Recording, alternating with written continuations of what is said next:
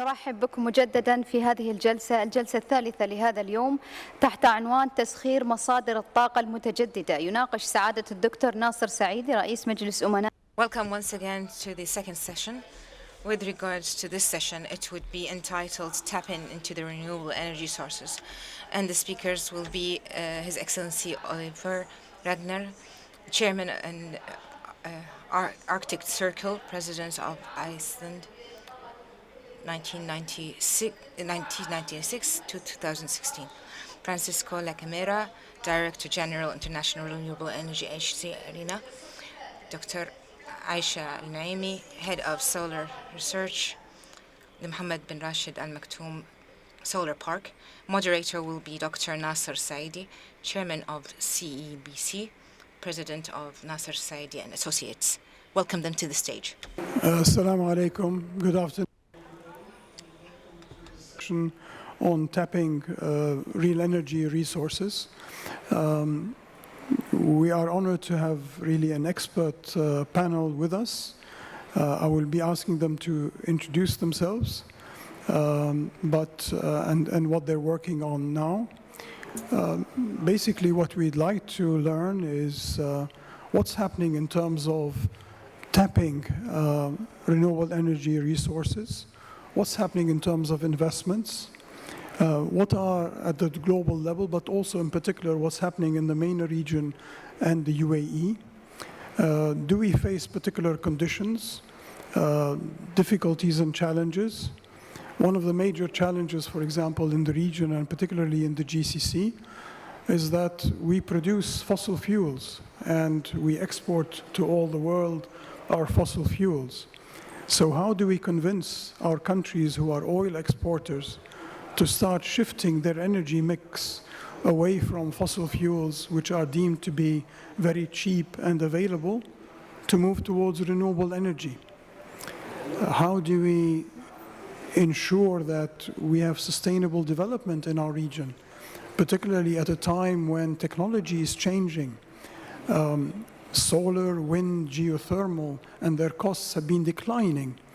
And we now run the risk for oil-producing countries that maybe in some years' time, in one generation, maybe more or less, much of the natural resource wealth that we have in the region may become a stranded asset. It may not be worthwhile to extract it from the ground. That would mean that the major portion of wealth that we have in our region would no longer be economic. And so how do we adapt to that? What sort of measures and policies should we be putting in place? So I'm joined in this discussion. We have two presentations, one by Mr. Francesco La Camera, who heads IRENA. So we're privileged to have the head of IRENA with us. Thank you for being here. President Grimson is heavily involved in the Arctic Circle, so I think it'll be helpful if you tell us what's happening there in terms of those developments.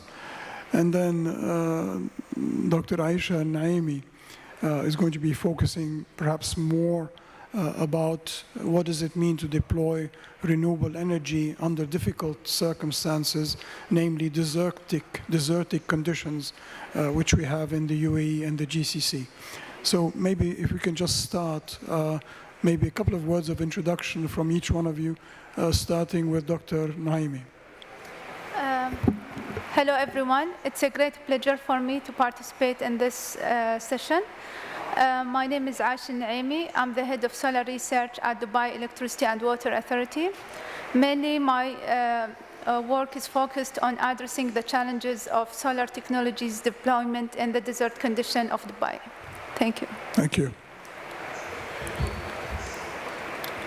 Well, I come from a country, Iceland, which during the first decades of my life depended over 80% on imported oil and coal. But now, for a number of decades, we have been 100% clean energy, both for electricity production and house heating. And this transformation occurred not because we were climate visionaries. It simply occurred because it was good business. It made economic sense. So I always emphasize that the model that Iceland brings to the energy table is the economic advantage of going through an energy transformation of this kind. Since stepping down from the presidency of Iceland 3 years ago, I have devoted my time primarily to chairing the Arctic Circle, which is the largest international annual gathering on the Arctic, as well as promoting clean energy projects in Asia, Africa, and other parts of the world. I sometimes say that the Paris Climate Agreement is simply about energy and ice, because without energy transformation, the Paris Climate Agreement will be simply hot air. And if the ice continues to melt because of the fossil fuel emission, the rising sea level and the extreme weather patterns will almost make every other climate action irrelevant. So the measurement of whether we succeed in the climate transformation is, on the one hand, the energy transformation, and on the other, what happens to the ice and the glaciers in my part of the world. Agreed. Thank you. Sir Francesco. Thank you, Dr. Saidi. My name is Francesco La Camera. I am the Director General of the International Renewable Energy Agency. It's a great pleasure to be with you today. I'd like to thank the Mohammed bin Rashid Foundation for being here, and also very glad to have this very good panelists together with me today. And in my presentation, the main message that I want to send to you today is that a world where renewable will play the major part in the energy mix is absolutely possible. And I will try in my short presentation to show how we, as ARENA, think that is absolutely possible. Thank you. I think we'd like to start with that, I think, because you've got some general messages at global level, but also for our region. So if we can go through that presentation. There we go. I will. Thank you. Please.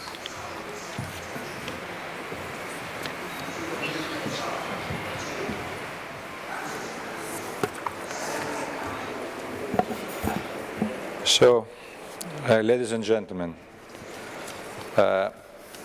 we all are assisting to energy transformation that is already in place. This show made it very clear what has been the path of the renewable installed capacity along the years and the installed capacity of the traditional fuel plants. As you can see, in the last year, the installed capacity of renewable has outpaced the traditional one. And the zero between the two paths is enlarging year after year. In the last year, we have added more than 170 gigawatts of renewables in the energy system. And we have been assisting to the rise of the investment in renewables from the 50 billion in 2004 to 300 billion per year in the recent year. This exceeds investment into the new fossil fuel power by a factor of 2. The main driver of this transformation have been the economic policy, where renewables has been supported by governments, but now the renewables are sustaining themselves. And as we can see from this slide, where there is the fossil fuel cost range along the world, we'll see the renewables are falling in this cost range. This means that renewables are absolutely competitive You see, especially hydro is already more competitive than other form of producing energy. And the next year, we estimate that investing in solar and wind will be more convenient in large part of the world than any other way to produce energy. If you just consider the cost of producing a single kilowatt in this region, we are around less than 3 cents for kilowatts. We have assisted in Portugal 1.6 cents for kilowatts 2 months ago. In Brazil, 2 weeks ago, in the average, the new action renewables, the cost for a kilowatt has been around 2 cents, 0.1. So the fact is that every year the estimate concerning the cost are overpaced by reality. Also, offshore wind is becoming more and more convenient.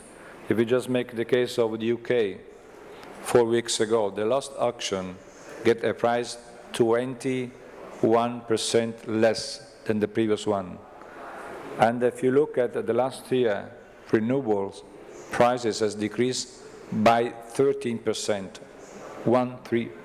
So it's absolutely amazing how the cost of the renewables has declined, and now they are absolutely competitive. Naturally, going for renewable is not just for the energy transformation, but what the energy transformation needs in terms of the sustainable development goals and the achievement that just President Grissom mentioned of the goals of the Paris Agreement. We estimate that in 2050 what we need to stay in line for the more ambitious targets on decarbonize our economy. We have to go for a deep electrification of our energy system, and this electrification has to be fueled by renewables. We estimate that we can get the 75% of the CO2 reduction that we need to stay with the most ambitious goals of the Paris Agreement by going for renewables. And if we add the 15% coming from improvement in energy efficiency, we got almost the 90% of the CO2 emission we need to stay in line with the Paris Agreement. And also consider that renewables can be deployed very rapidly. I have been in Singapore a few weeks ago to see how they are building their new floating solar power system. In 2 weeks, they can deploy 1 megawatt of energy. It's not a big number, but it seeks the sense that in 2 weeks, we can provide energy that could fill 100 and 100, satisfy 100 and 100 of family. Naturally, to get the result that is shown in this slide, investment are needed. And we have to go from the 95% of investment that we have in the actual plan to 110 trillions investment, cumulative investment from now to 2050. And we have to consider that 15 of this trillion has to be, are needed more for renewables. And in the different colors of the slide, you can see how the investments to go for renewables power, that is the largest part, but also on energy efficiency. There are a large part of investment that can go for hydrogen that will become more and more important when we get closer to the half of the century, and more important the second half of the century that we are living in. And we estimate that 110 trillions needed by 2050 is equivalent around 2% of the global GDP a year over the periods. But what is important to notice is that if you do this investment, these investments are coming back, are paying back big gains. If you consider the elimination of the subsidies for the coal fuel, if we consider the impact of going for renewable on health, on the air quality, etc., we estimate that we can have for every dollar spent for renewables a return from $3 to $7 to $37. Naturally, we have to imagine that we have also to rethink and planning how our energy system will work, having more renewable in the system, where we consider especially the fact that some renewable energy or large part of that are subject to intermittency, so that are variable, where there is no solar, there is no solar energy, where there is no wind, there is no wind energy. So we need to think how this could be managed in the best, is the best way. I think that we have to look at this as looking to the future and not looking at the old system. We have the need to capacity for build smart infrastructure, or at least update, renew the existing one. We have to find way to enhance flexibility. In this context, digitalization, artificial intelligence, internet connection in and among country is very, very, very important. We have already said that the renewables can be economic convenient if we receive a so high payback for investment in renewables. But what is also important to notice is they are also important for the society. So what has been always say that going for renewable can cause a negative impact on employment. It's just the opposite. We demonstrating with our numbers that the net gain of going for renewable is there. There are already 11 million people that are working on renewable. Last year, this number has increased by 700,000 new jobs created. We think that going to 2050, more than 50 million jobs will be created. So it's important going for renewable. So a transition to decarbonizing the economy, to a decarbonized economy, is also fair if we go for renewables. Having a quick look to the region, we can see how much the region can benefit from the energy transition. I think it's very simple to say, but more energy is produced in this region by renewables, the more, in fact, the region can sell in terms of oil and gas externally. But the fact is not only this. What we are assisting is that in setting targets by the Gulf region governments that are more and more ambitious time by time.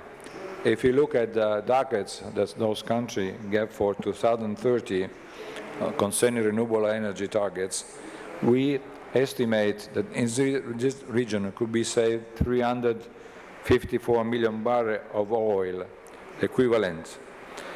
So a 23% reduction can reduce the power sector annual CO2 emission by 136 million tons, can reduce the annual water withdrawal for the power sector by 70%, or we can say in 11.5 trillion liters. أو 11.5 تريليون لتر وخلق الوظائف. 2020 jobs may be created from now to 2030 going for renewables.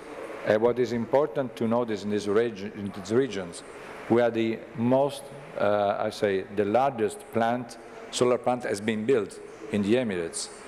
The last auction in the Emirates concerning wind has been demonstrated that it's not the fact that the costs are declining, but also the fact that this region that is account for this low price also include the well-designed auction and favorable financing conditions, such as high quality of takers and developers and low capital cost. So there are all the conditions in this region for going for for renewable. My last slide is concerning the poorest part of the world, where renewable can play an important part. Energy demand is increasing in Southeast Asia as in Africa. And in Africa there are 600 million people that not enjoying the basic energy services. In this respect, the only ready and fast solution that we have for those countries, and it's a question of justice to serve them with good energy services, is going for renewable and for off-grid plants. We can provide energy from 8 to 12 months with new energy plants ready to function off of the grid and provide good services for the people. Going to my last slide, on accelerating this path, because we all recognize that the progress in going for renewable is good to notice, but is still not enough if we want to stay with the Paris Agreement, and we have to give an indication on what has to be done from now to 2050 to stay in line with those goals. What is important is that the right framework, the legal right framework is in place. Having a good legal framework in place attract private investment, de-risk the investment themselves, and so may accelerate going for renewable. And an holistic and practical approach is imperative to ensure that the vast potential benefits that we have demonstrated are actually realized, and that the transition to the new system is just, with a fair distribution of cost and benefit. At ARENA, we think that all this is absolutely possible. Thank you. Thank you.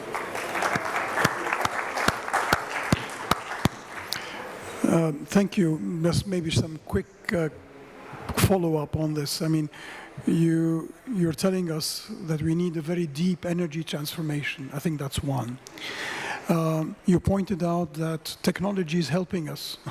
The large reduction in the costs of renewables, solar, wind, geothermal, helps us in this transition to this deep transformation. But you also pointed out a couple of areas which might be challenges, particularly in our part of the world. Subsidies is one. We still subsidize fossil fuels, and this region continues to subsidize fossil fuels. So when you're thinking about the incentives to renewables, you also need to think about how do we remove these subsidies without any negative effects economically and socially. I think that's one issue maybe you could comment on. Energy efficiency, I think, is a clear low-hanging fruit. When we look at our region, just improving energy efficiency to OECD levels, we can reduce energy use by some 30%. So that is low-hanging fruit. And maybe the third area, which is so critical, is the policy framework. The legal and policy framework to give the incentives to go into renewables. But your last message, I think, was a very important one. The energy transition and going green actually is a job creator and really can transform the economies and societies, the cities, and how we live. So the argument that the energy transition will be costly is not a valid argument. On the contrary, what we need people to understand is that going green and the energy transition can be transformational and create jobs. So maybe some quick comments before we then continue at the level of the panel in terms of those different challenges. Which do you think is the most important?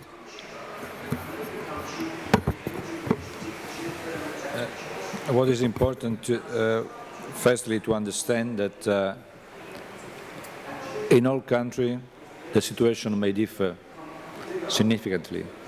So in some countries, when we talk about Africa, for example, the legal environment is the major challenges that has to be afforded. In other countries, the run to the use of artificial intelligence and smart grid is the first priority. Concerning the subsidies that may affect also this region, the fact that subsidies are there because we wish to provide an accessible cost of energy for people. So we have to be very careful when we talk about this, because it's not possible to cut the subsidies in one moment or in 1 year. What we have to do is to, but I think there's rules that may apply everywhere, that when the change happens, we need to give the necessary time for the investors, for the people, for the consumer to adapt. And I think this is possible because with the renewables getting more and more competitive, it means that the cost of energy for the people will become more and more competitive. So possibly we have not anymore the need to subsidize the energy services because we can provide at a lower cost. Thank you. Dr. Aisha, I think you're working in this space, in the region and in the UAE in particular. So perhaps you can tell us a little bit about the challenges of deploying renewable energy. What have been the barriers? What has been achieved? We all know that the UAE has been able to achieve some of the lowest prices, in particular in terms of solar. The most recent one is 1.6 cents per kilowatt. So, and the cost is declining. So what are the challenges and where do we go from here? I think you might have a presentation or... Yes, I would prefer first to go through the presentation, and then I will answer the question.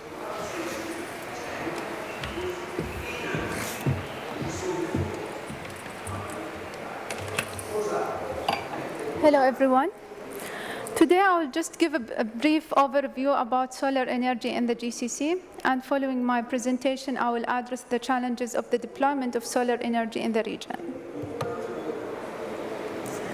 Starting with why we are considering renewable energy. As you know, with the increase in the growth of the population and with the economic development, there is an increase in the energy demand. And that actually resulted in increasing our reliance on conventional resources of energy, such as the fossil fuels that have a bad impact on the environment, that causes high emission of greenhouse gases and CO2. And therefore, there is a need to find alternative resources of energy that are sustainable and doesn't affect the environment. So, solar energy is considered one of the most abundant and reliable resource of energy for the region. And as you know that we are receiving around 1,360 watt per meter square on the surface of the earth. And this has led to looking at ways to utilize the solar energy effectively. Among the ways to utilize the solar energy is using PV system that actually convert directly the sunlight to electricity, and the concentrated solar power that actually convert the solar energy to thermal energy and from the thermal energy to electricity. So if we look at the global energy, solar energy market, in this figure, which shows actually the total installation of solar energy per year, and actually in 2018, around 102 gigawatt was installed in 2018. And if we look at the figure here on the right side, we can see that solar energy is contributing to 36% of all newly added power generation capacities. If we compare it to 2017, it shows a 4% year-on-year growth over the 98.5 installed in 2017. Looking carefully at this figure, we can see that the Middle East region is starting to deploy solar energy, and there is a slight increase in that. In 2018, it reached around 9.6 gigawatt, which shows that the market is growing in the Middle East and the MENA region. If we look at the total installed capacity of solar energy worldwide, we can see in 2018, it reached around 509 gigawatt, which is the first time that the solar energy is actually exceeding the 0.5 terawatt. We can see that the total installed PV power capacity grew by 25 compared to 2017, where the installed power was around 407. If we look at the world cumulative power capacity in 2008, it was around 15.8, but in 2018, as I mentioned, it was 509, showing an increase by 3,200%. Now, why solar energy is growing compared to the other technologies? Two main reasons is basically the steep cost reduction, as you can see here in this figure, where in 2009 and compared to 2018, there is a steep reduction in the cost of solar energy, reaching approximate cost to the wind energy. And we can see that one of the factors that is playing the role in reducing the cost of solar energy is basically the technology improvement. Various technologies have emerged from monocrystalline silicon module to bifacial to half-cut, and various technologies has been implemented in order to increase the power output of solar module. If we look carefully in the GCC country, the GCC country has a vast renewable solar energy potential compared to the rest of the world, where we have a global horizontal irradiance more than 2,000 kilowatt-hour per meter square. In a study done by IRENA, where they have looked at the suitability of the GCC countries for PV technology deployment, they have noticed that the suitability analysis revealed that the GCC countries are very suitable for the installation of, for the implementation of solar technologies. And based on the analysis, developing 1% of the suitable area could result in a 608 gigawatt of solar energy. If we look at the solar energy market in GCC, the renewable energy installation reached around 867 megawatt. Out of this, 813 is coming from solar energy. And we can see across the countries that UAE playing the main contributor toward the integration of renewable energy, especially from solar, where its percentage is 68%.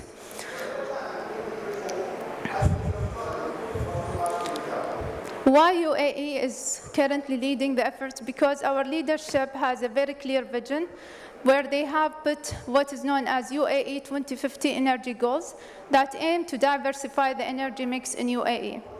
And they have a target of achieving 50% of clean energy, coming 44% from clean energy and 6% from nuclear, and the rest from the gas and the clean coal. In order to act on this strategy, Dubai has put what is known as a clean energy source strategy, where they have a target of achieving 7% by 2020, and actually we exceeded this target. Currently we are reaching 8.5%. We have a target also of having clean energy by 2030 of 25% and 75% by 2050. So Dubai Electricity and Water Authority, in order to act on this strategy, they have established what is known as Mohammed bin Rashid Solar Park, which has a target of 5 gigawatt by 2030, being constructed in different phases. The first phase was the 13 megawatt in 2013, followed by the second phase of 200 megawatt.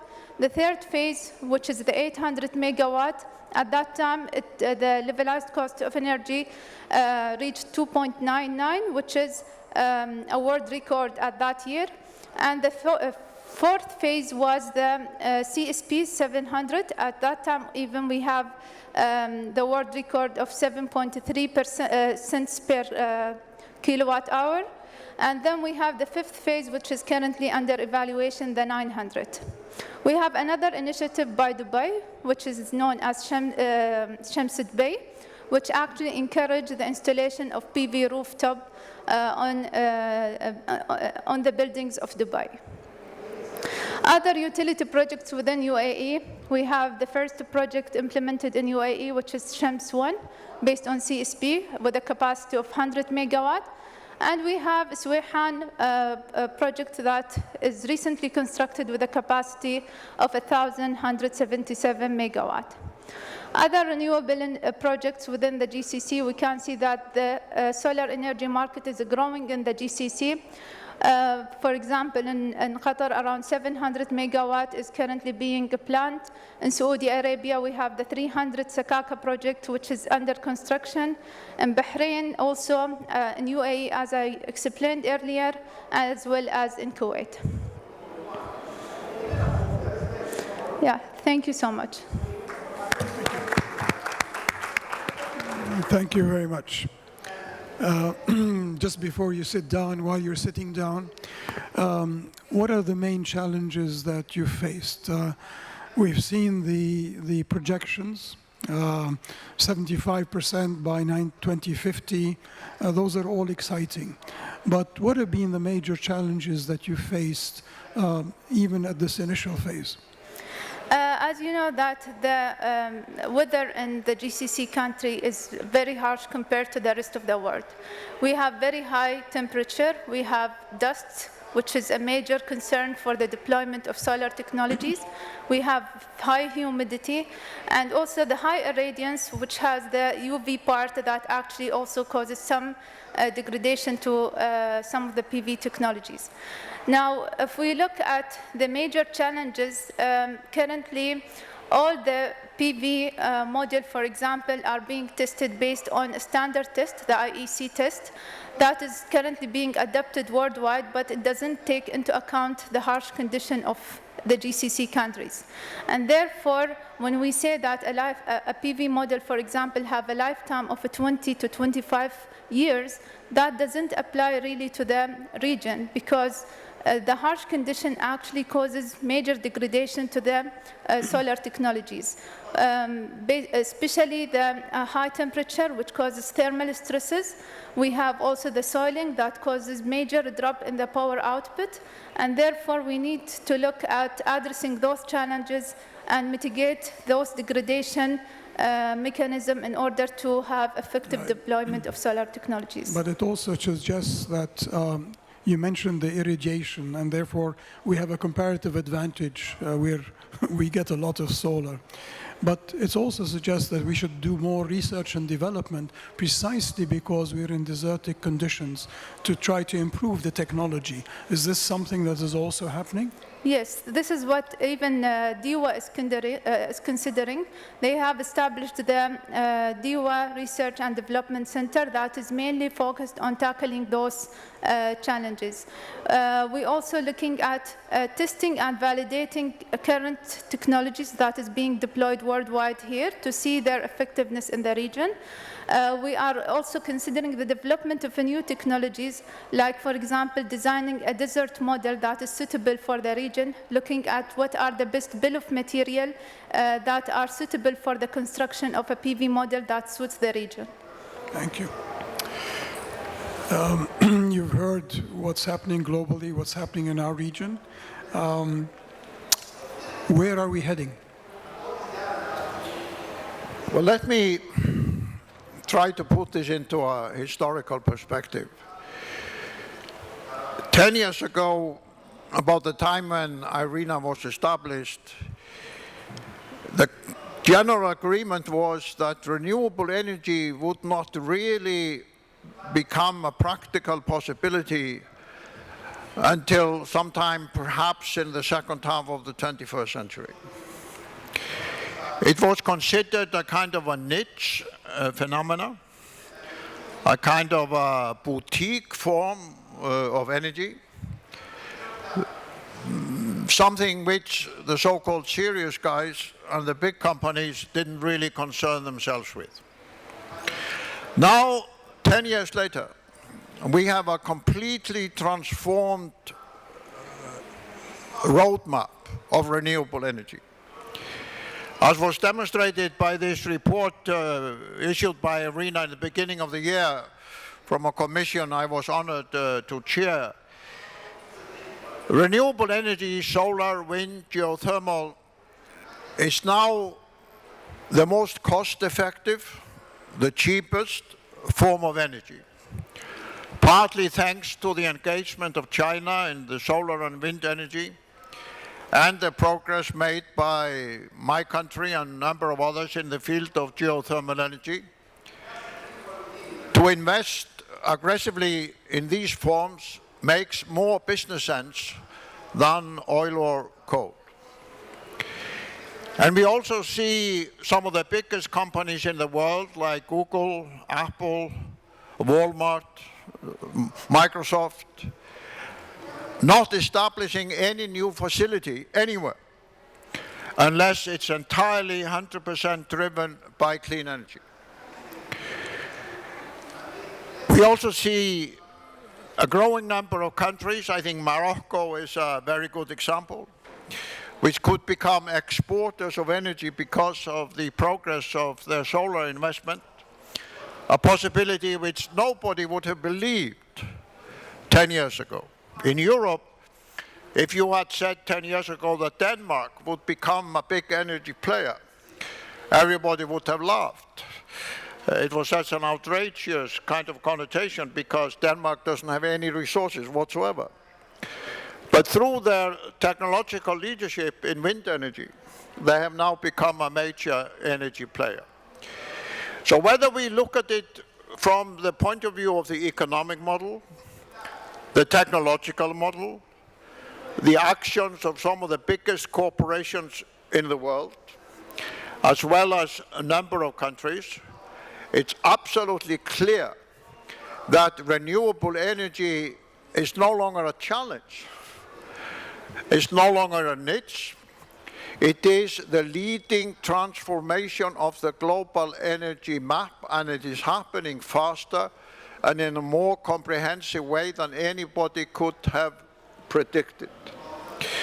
Saudi Arabia will have to become a net importer of energy in 30 years' time if it does not aggressively go into form of renewable energy. Abu Dhabi has become the largest investor of solar energy in Spain, the second largest foreign investor of wind energy in the United Kingdom. So renewable energy, which 10 years ago was a niche part of the investment portfolio of Abu Dhabi, has now become a major part of their global investment portfolio. And of course, we all know that in terms of the supergrid and the technological nature of clean energy, any home, almost any individual, any village, however remote it is, could become an energy producer. So this whole model of big corporations having to lead the energy transformation is simply over. There is a democratization taking place of the energy sector thanks to the innovation of the smart grid and other forms of renewable energy. But the big players in the old-fashioned fossil fuel-dominated world don't want to talk about it, but they will have to talk about it because they are already facing a challenge of stranded assets. Yes. So I think for the energy sector, the biggest challenge is stranded assets of the old-fashioned fossil fuel companies everywhere in the world, rather than the challenges of the renewable energy. I fundamentally believe that renewable energy will take care of itself because the market forces now make it the most sensible option. Because in addition to everything I have mentioned, it is the only form of energy that can offer you stable prices. Stable prices. If you want to establish a data storage center, you can come to my country and I get on an energy agreement for the next 30 years at a fixed price. And I ask you the question, where else in the fossil fuel world can you get a 30 years agreement of a fixed price? So any sensible corporate leader that thinks long term will invest in clean energy. Otherwise, the shareholders will absolutely be up in revolt. If I had made this speech 10 years ago, most people would have thought I was absolutely crazy, or I was a kind of unrealistic visionary who didn't really have any relevance to the so-called real world. But everything I've told you is fact now. It's a reflection of the technological and the business transformation of renewable energy. And based on what has happened in the last 10 years, I don't think any one of us could even imagine the scale of the progress that will happen in the next 10 years. I was told by the energy minister of the UAE earlier this year, the UAE is now investing in solar energy in a territory the size of Singapore. The size of Singapore. That is yet another fact of the scale that's happening.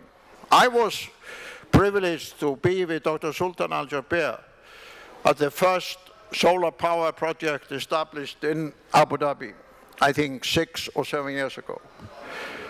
I was privileged to be out in the desert where they told me Master City was going to be created. And they showed me more than 10 years ago a model of the building where you now have your headquarters of IRENA. I could go on endlessly into the evening, giving you facts and figures of this transformation. But unfortunately, we are all, and especially the media and the big players and part of the corporate world, still influenced by the outdated old fossil fuel model. And the main message of this report, which I encourage you to read, is called A New World, made by a commission of distinguished energy and global leaders, is that that old world is now over. And we are already in a territory of a fascinating transformation that will give us the only chance we have to prevent irreversible, disastrous climate change. Thank you very much. I think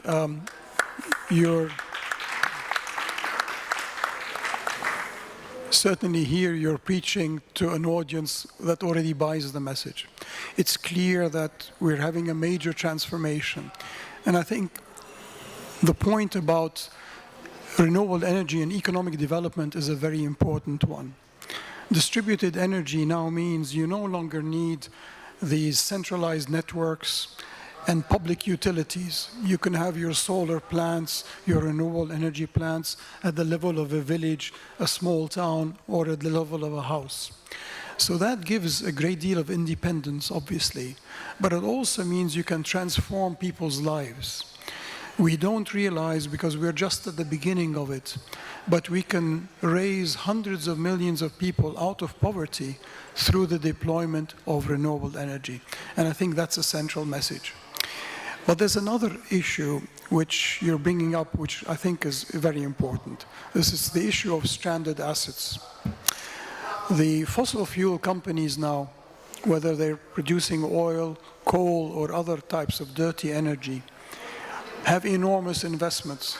And we all have investments in power plants which are based on fossil fuels. As you rightly put it, if I make the calculation today, I would never invest in another coal power plant or a fossil fuel plant. I would go for renewable energy. It's very clear. So the world as a whole needs to be able to deal with really what have become stranded assets. These are assets that have sunken costs, as economists call them. We should simply get rid of them, but there's a large cost to get rid of them. And I think a major challenge for our part of the world is that much of our natural wealth is, of course, fossil fuels. And it may not be worth a lot of money in 1 generation or 2 generations. So we need to adapt much faster than the rest of the world to this new energy transformation.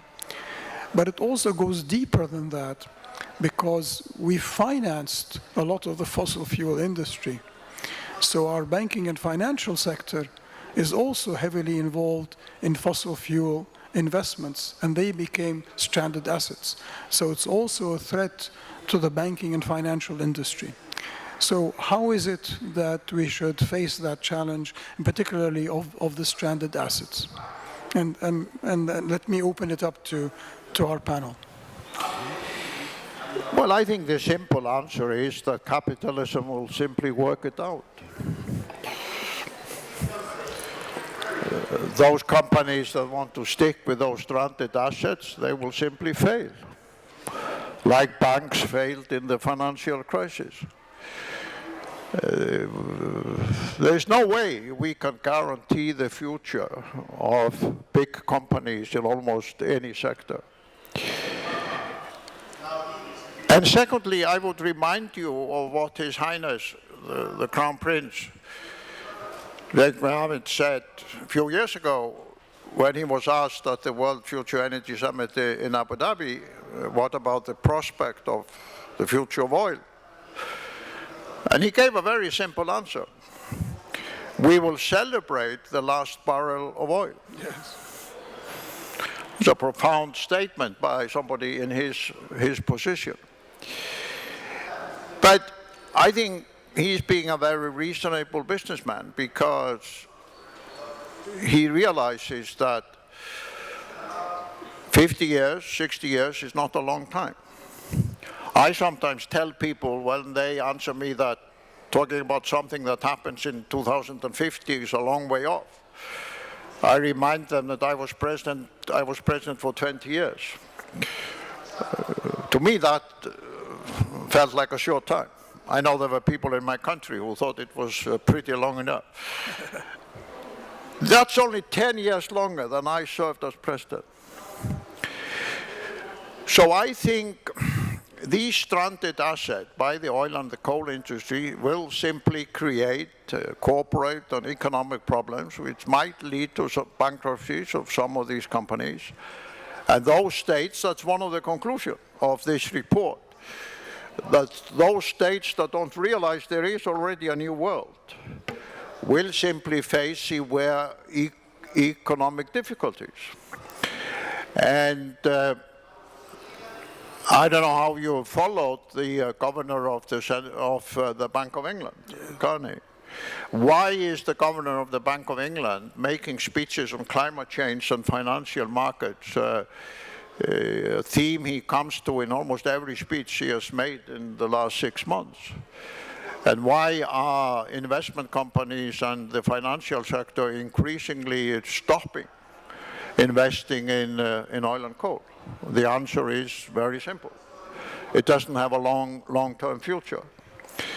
So I think the signs are everywhere, and anybody who wants to be realistic gets out of that business as quickly as possible. Great. No, it's very clear. I mean, if you look at Bank of England and other central banks, they're pointing to climate risk and how it affects the financial sector, and they're right, because the climate risks at the moment are underpriced. When the market finally realizes what we're talking about and saying this is reality today, they're going to cut down the prices of those assets very rapidly, what we call a Minsky moment. And when you have that Minsky moment, you have a meltdown. And they're right to worry about it. Francesco, what do you think? I think there is nothing more that I can add to this. Just if I can add an element that is that we estimate that in a few years, 4 or 5 years, will be much more convenient to build a new renewable energy plant that maintain alive in old one. So that's I think economically this will determine the fact that this plant will be in some way abandoned. So the problem is how to restore the land where this plant has been built. And this is the fact that you may understand by the Secretary General convened the climate summit just to say that no more coal power plants, no more traditional plant to be built, because what we are building today, it will lose value in a very short time. And it will make heavy the situation of the bank system if they are going to fund this plant. And this is the reason the governor of England, the governor of the China Bank started with the G20 a few years ago, imposing the problem of the climate change also affecting the sovereign funds of this nation. So the fact is there, the facts are there. And naturally, I understand that who is managing in certain situation the old plant, they want to have the last penny they can gain.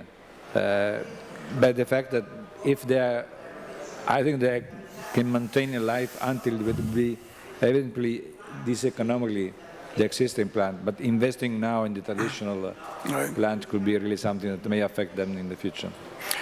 I want to pick up a little bit on the other positive side, that is the green economy, job creation aspects, new investments, technology which is coming, particularly for this part of the world, because we could be exporters of energy, but solar-based and wind and geothermal-based energy.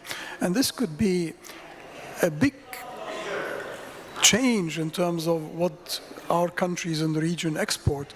No more fossil fuel exports, but rather electricity, for example, through solar power.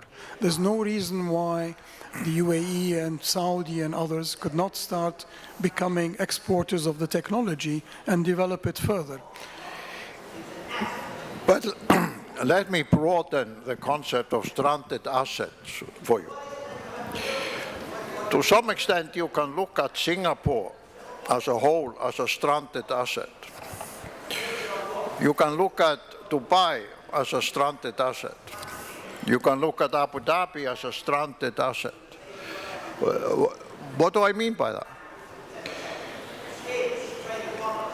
If CO2 continues to be emitted through the fossil fuel energy, the Greenland ice sheet will continue to melt.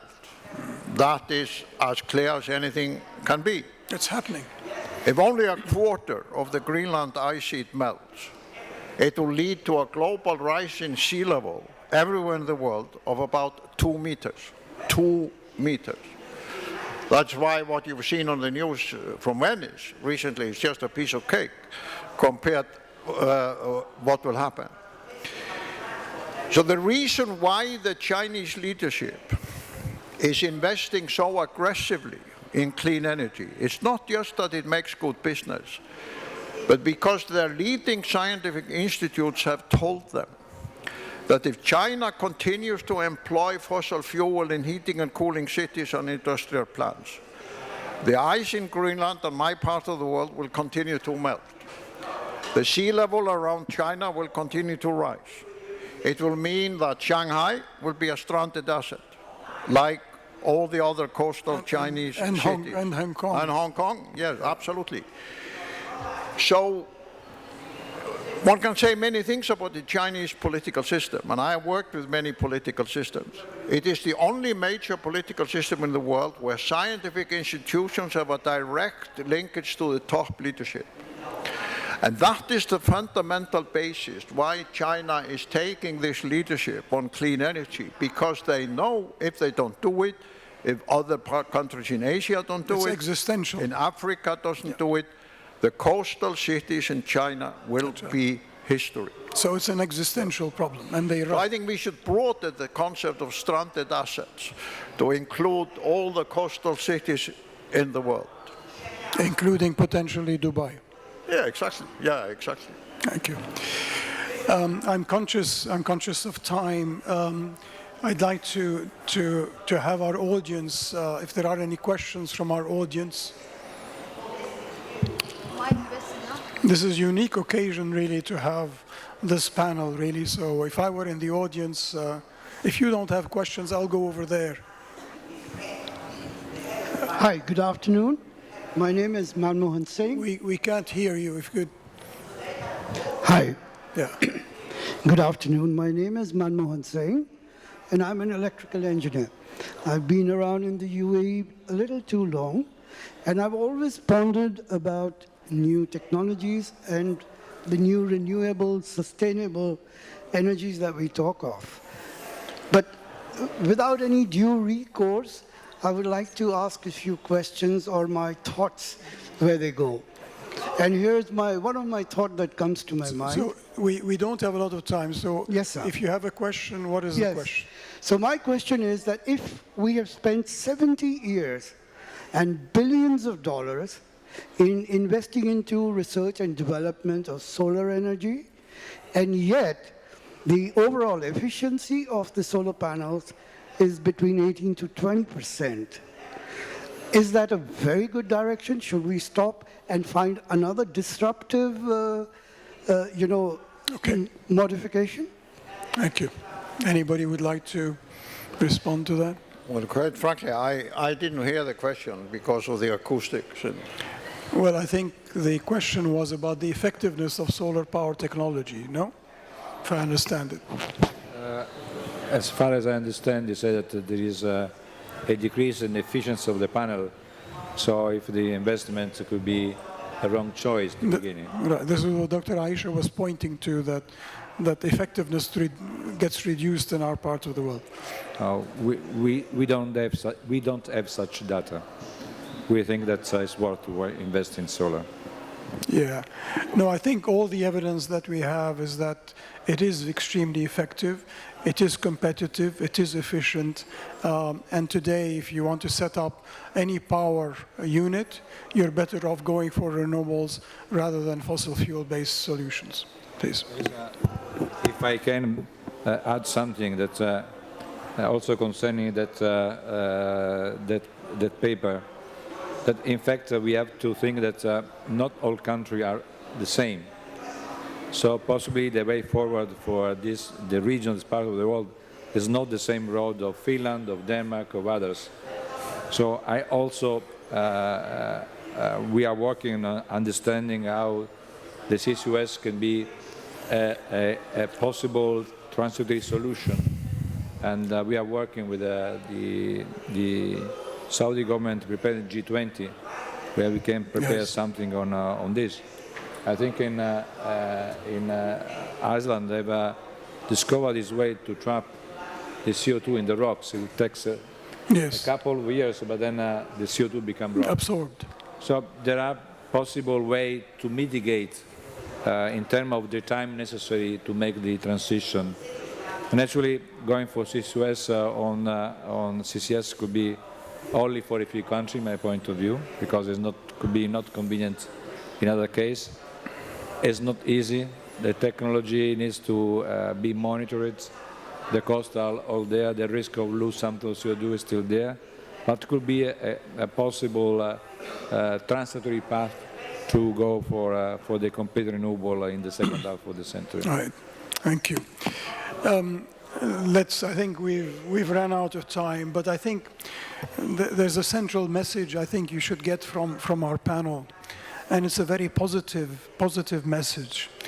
It's a message that the energy transformation that we're living is, number one, going to accelerate, that it's extremely promising, that it means cheap energy on a global basis for everybody. There will be costs because the fossil fuels and traditional sources of energy will no longer be competitive. But for us in this part of the world in particular, I think it's extremely promising because we can adopt new technologies, we can be major suppliers of renewable energy, we can go into research and development in that. So a lot which is very bright for our young people, particularly since we have extremely young populations in this part of the world. So thank you very much for that messaging. Please join me in thanking our panel. شكرا لكم على هذه الجلسة الثرية وشكرا لسعادة الدكتور ناصر. Thank you for this enlightening session and to all the speakers.